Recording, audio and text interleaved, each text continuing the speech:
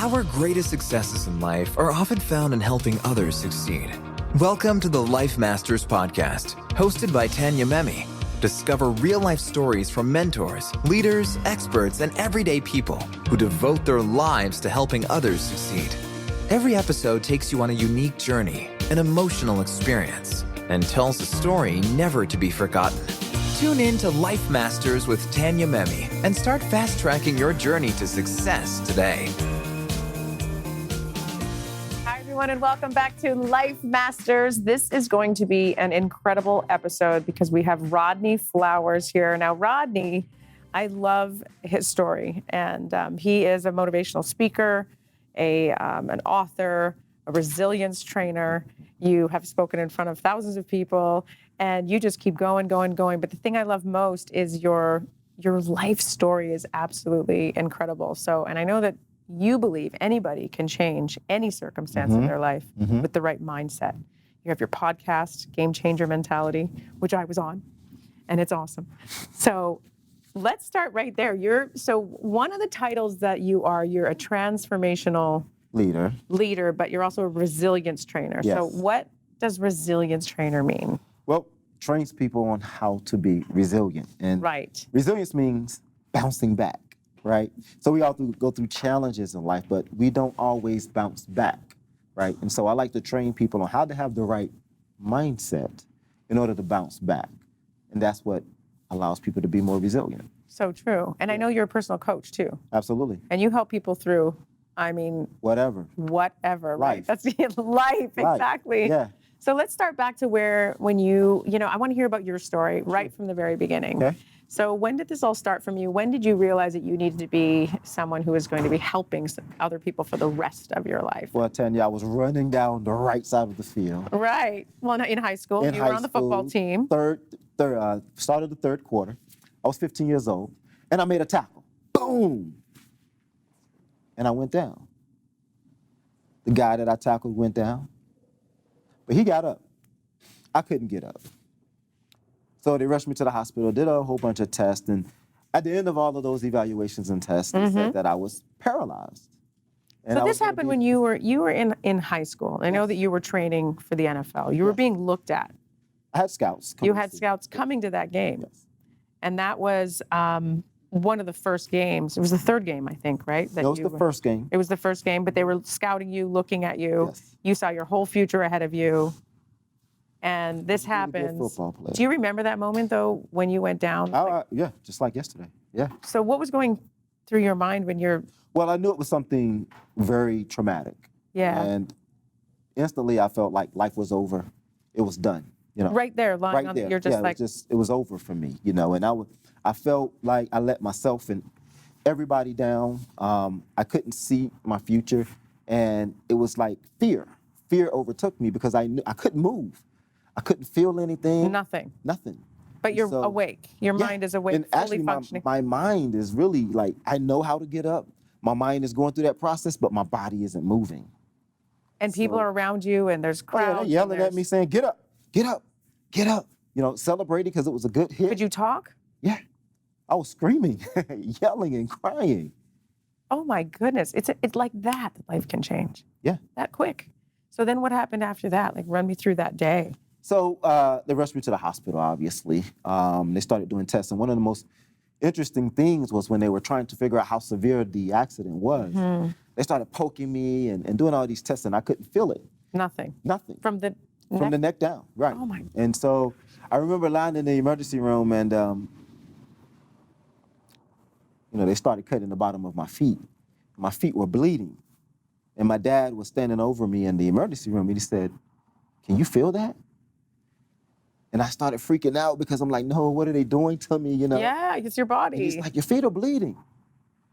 And I couldn't feel it. I couldn't feel that they had cut my feet and they were bleeding. Oh my gosh, wow. And so I was freaked out. Yep. And I was very, very, very, very scared, to say the least. And so they put me on a helicopter because, I was in a regional hospital. I needed to go to a trauma center. They take me there, and they do some more tests and MRIs and things like that. And they came out the next day, And they told me I was paralyzed from the neck down.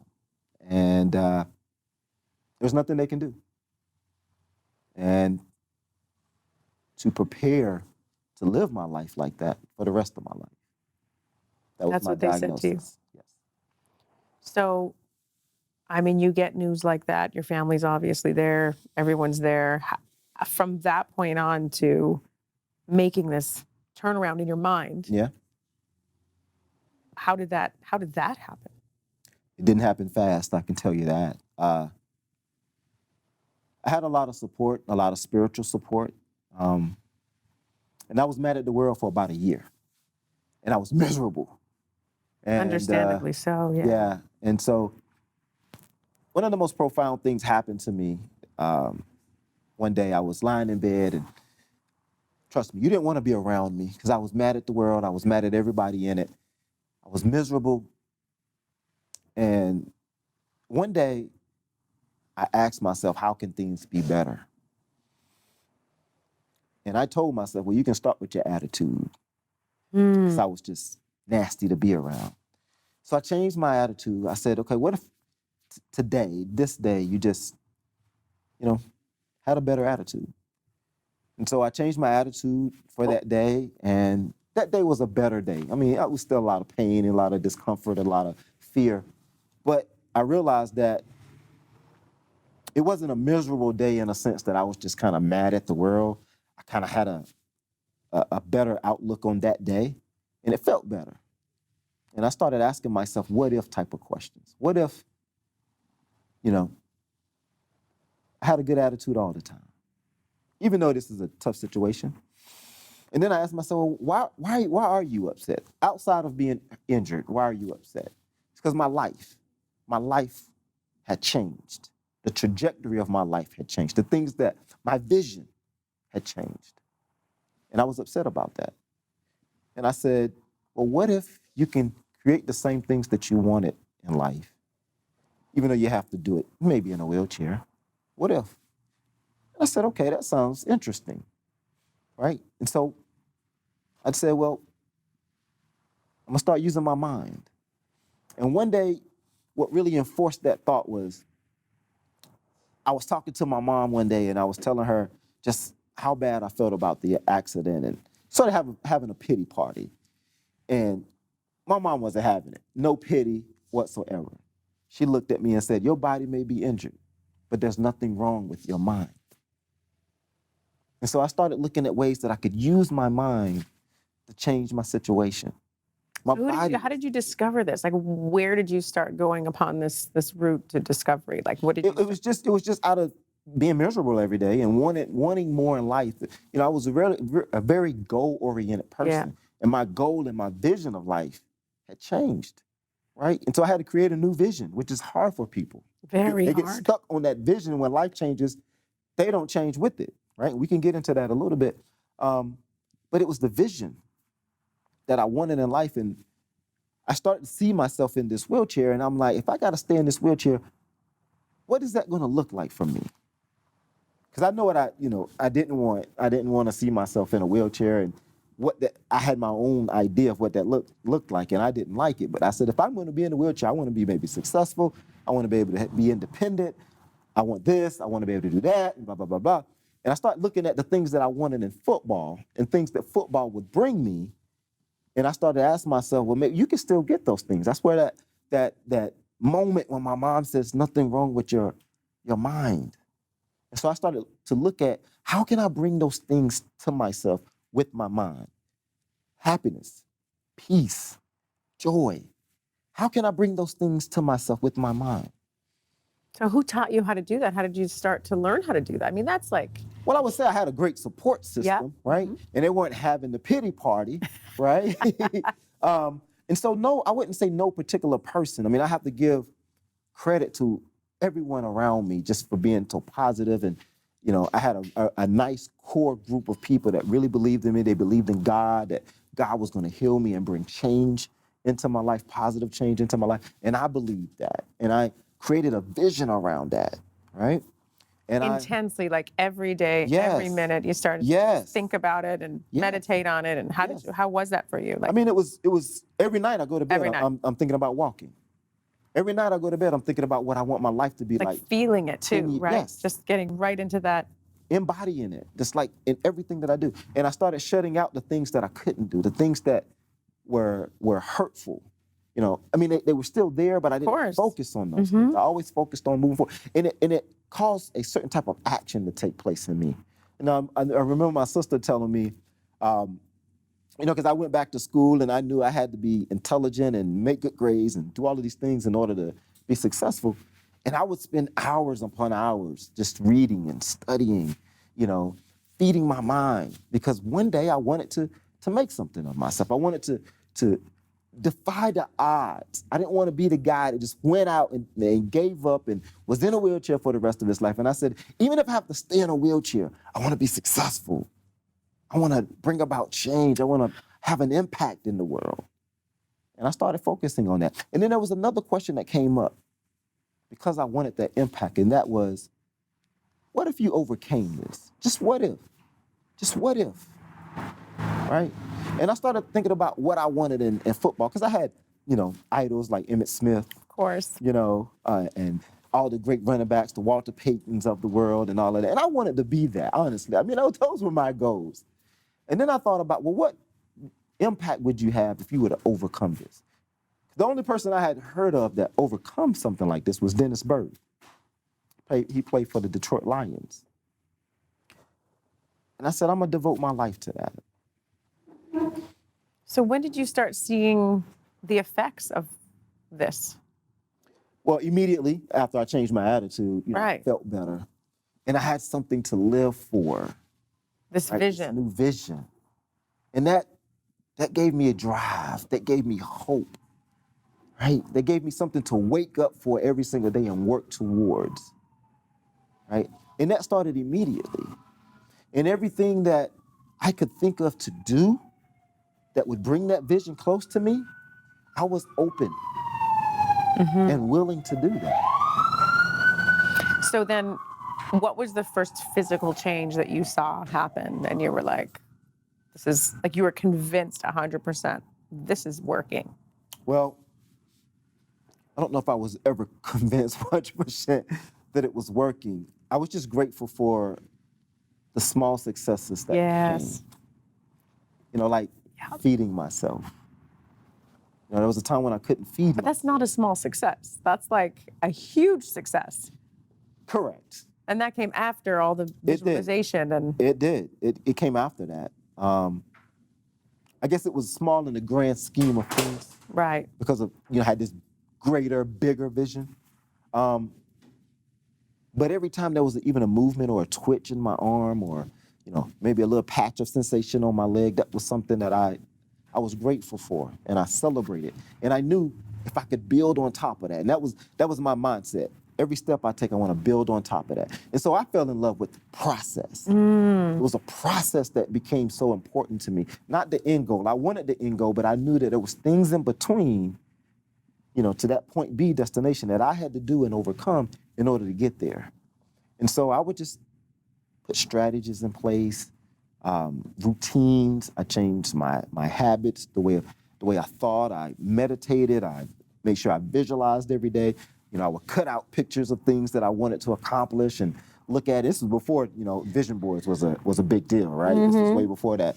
I mean, because when everything is taken away from you and you're looking for something that will drive you forward, some sign of hope in your life, you know, you begin to create that. And that's what I did. I created Right. things. And I remember this story when I was in the hospital. My mom, she really started this with me because she would put certain things. So I was in this bed. I have to tell you this story. Yeah, I want to hear. And they strapped you down in this bed, and the bed rotated from side to side. And the reason why they would do that, because I couldn't move. I couldn't turn myself. Was this a part of the therapy that you were going No, through? this is just in the hospital. This wasn't therapy.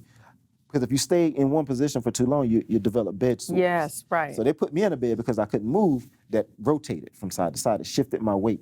So you spend, certain amount of time, on your right side, and then a certain amount of time on your left side. And I had to face the wall for a few hours every day, a couple times a day. And my mom would put these scriptures on the wall, these little sayings, inspirational types of things. And so when I was facing that wall, those were the things that I looked at. But that created a process. It helped change my mind, right? I started putting things in front of me that would help develop the vision, keep me motivated, keep my mind off what was really happening to me and on something that was possible. And that's the process that really helped me get to where I am today. So now you are a massive mentor and inspirational speaker, and you're an author, and you've done all these things. And what would you say? I know that there's a lot. One of the reasons why I started Life Masters is to have people like you come on and tell your story, because I do believe there's a lot of pain out there, and a lot of people are suffering, and they have nowhere to go. And I think through individual stories like yours, at least it lights that beginning spark to like, okay, if he can do it, so can I. Right. And that's why I'm doing the show. Right. So when you're working with your clients, what would you say is, first of all, one of the things that you're having to work most with clients? What's their biggest struggle? I love this question. Most people don't like obstacles. So when they're in an obstacle, the first thing they want to do is get out of it. How can I avoid the obstacle, right? The obstacle is the way, right? Let's change our perception about the obstacle, right? Because it's the perception about the obstacle that's going to determine the outcome, right? And so if you're not looking for the opportunity in the obstacle, you're missing out potentially on your blessing. So I always help people take a look and see what's possible where you are. Because a lot of people get hung up on that vision that they had. And when the obstacle comes, now they feel like I can't reach this vision, or something is stopping me, or because of this, or because of that, I can't. Because of the obstacle. Right. Whatever that is for that person. Whatever that is, right? And so I try to get people to open up and see, well, what's possible in this? What is something that we can take out of this? What can we gain by going through this obstacle? And what is our perception of this, right? Because maybe our perception about what it is that we're going through needs to be looked at, right? Because my perception of my obstacle was, it was over, right? My life was over. But out of this became the opportunity to make a difference in people's lives, to be an inspiration, to actually overcome it, right? I've changed as a result of this. Like what I'm accomplishing now, I couldn't accomplish out there on the football field, right? The lives that I'm impacting, I wouldn't have impacted those lives the way I'm, on the football field, the way I'm doing it now. And I know that your definition of success has nothing to do with money. It doesn't. It's about service. It's about the impact that we can have in people's lives. It's taking an obstacle and turning it on its head, right? And that's what you want to look at. I call it the positive potential, right? Life is not in a straight line. No, it's not. It's the dips, the curves, and the turns. Yeah. But there's so many lessons that are in those dips, turns, and curves that we can experience that will make us better, and then we can share to help someone else, right? There's power in stories. There's power in experiences. Experience is the best teacher. And so if we can, I wouldn't, ever say for someone to throw themselves into obstacles or go looking for obstacles, but when the obstacle shows up, it's game time. It's game time. It's game time, right? Because these are the opportunities for us to improve. These are the opportunities for us to see what we're made of, right? And understand that this obstacle isn't here to stop me. It's something here for me to learn and to grow and to become, right? When you have that perception, you're a lot stronger going into the obstacle. And you have that mindset of, okay, what is it about me that I need to change? What is it about me that I need to do? What is it about me? Instead of looking outward, we can start looking inward, because that's where the answer is. So true. So for you, if somebody comes to you and they're like, I've lost all my money, I've got, and their obstacle was a financial obstacle. Okay. They can't seem to figure their way out. Right. You're not going to tell them to go chase the money. You're going to tell them to look inside and do something. Well, first of all, if you lost your money, you were able to get the money in the first place. That's right. You can go do that again. Yeah, that's true. You can go do that again. Yeah. right? And so, yeah, there's lessons learned in whatever happened, whatever that challenge, and why you lost the money, right? But then it's what are we going to pull from that situation? And you learn from that. And you learn from that, and how can we capitalize on that? If money is the goal, how can we use this situation to help people so they won't go through that situation? So you help people with all kinds of issues, all kinds of problems, all kinds of scary. From business, relationships, personal, whatever. Yeah. I love it. So where can we learn more? And I know you've written 3 books. I have. And where can we get your books? Where can we learn more about you? RodneyFlowers.com. It's easy. RodneyFlowers.com. RodneyFlowers.com. Nice. I told him that he has a very powerful name, and he said, yeah. But in high school, he didn't feel like it was. Yeah, I got picked on when I was in high school. They called me Flower Power, Flower Boy, I love it. all of those fun things. Yeah. Well, you are so awesome. And when is your next speaking and engagement? I know that you speak all over the world. Well, I have a private event coming up in January. Perfect. So, I also teach speakers how to tell their story. So I have a story, obviously. And so I have an event coming up where I'm helping people communicate more effectively, to tell their story succinctly and in a way that can bring about change and connect and engage with their audiences. Great. So we can learn about your speaking, your books, anything that you're doing. I know you have an amazing Instagram as well. I'm following you there, and it's a wealth of inspiration. I love it. Thank you. And so if you want to reach out to Rodney, you're available. Go to RodneyFlowers.com. That's it. Thanks so much for coming on Life Thank you Masters. for having That was fun. me. I could talk to you so much longer. Thank you. Well, that's the end of our show. And if you want to learn more about Life Masters, or if you want to binge watch any of the past episodes, go to iTunes, look for Life Masters TV. You can also see the show on EverTalk TV on Apple and Roku. And thanks a lot for watching and listening. And this was wonderful. Thank you. Thank you for having me. You have just listened to another inspiring episode of Life Masters with Tanya Memme. To access the show notes for this episode or to listen to more shows, simply visit www.tanyamemme.com. Master your own life and be inspired to help others to succeed. Join us again next time here on Life Masters.